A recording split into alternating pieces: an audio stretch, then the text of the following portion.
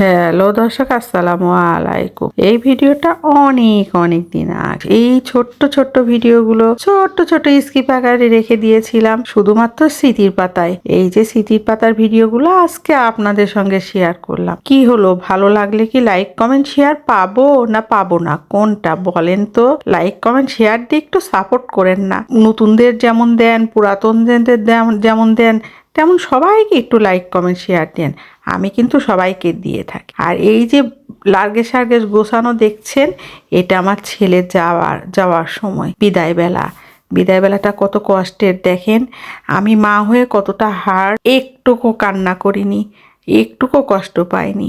কারণ আমি কান্না করলে আমার ছেলে কান্না করবে, সেই জন্য কান্না করিনি।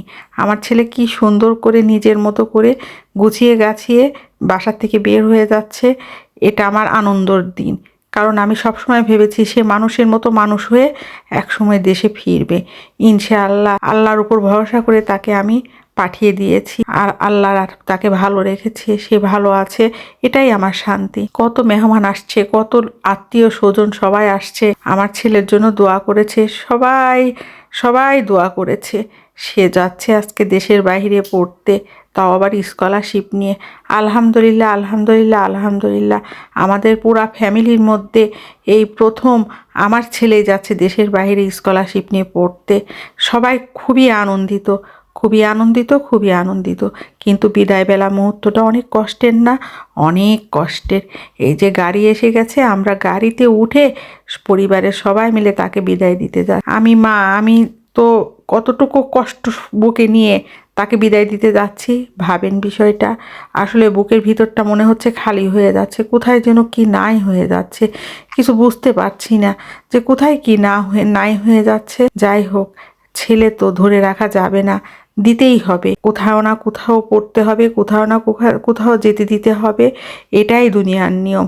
একসময় তো মায়ের কাছ থেকে সরে যাবেই। আর এই যে এখন আমাদের বিদায়ের মুহূর্ত, সবার কাছ থেকে বিদায় নেওয়া শেষ। ইনশাল্লাহ আমরা এখন যাত্রাপথে রওনা দিচ্ছি। আলহামদুলিল্লাহ, সবাই সবার জন্য দোয়া করেছে। মাশাল্লাহ, এই যে আমি আমার শ্বশুর বাড়ির কাছে চলে এসেছি, কারণ সে তার দাদির কাছ থেকে বিদায় নেবে। সেই জন্যই আমরা মূলত আমার শ্বশুর বাড়িতে একটু ব্রেক দিয়েছিলাম। শ্বশুর বাড়িতে ব্রেক না দিলে হয়?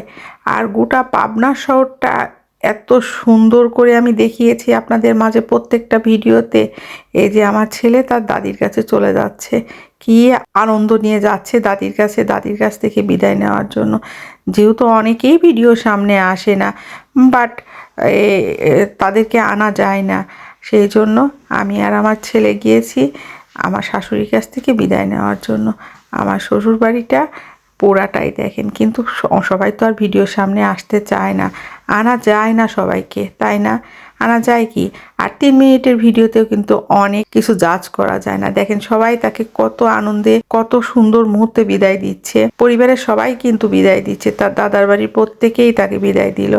এখন আমি আবার যাত্রা শুরু করেছি। যাত্রাপথে যদিও বা একটু ব্রেক নেব, কত গল্প, কত আনন্দ, কত মজাই যে না করছি।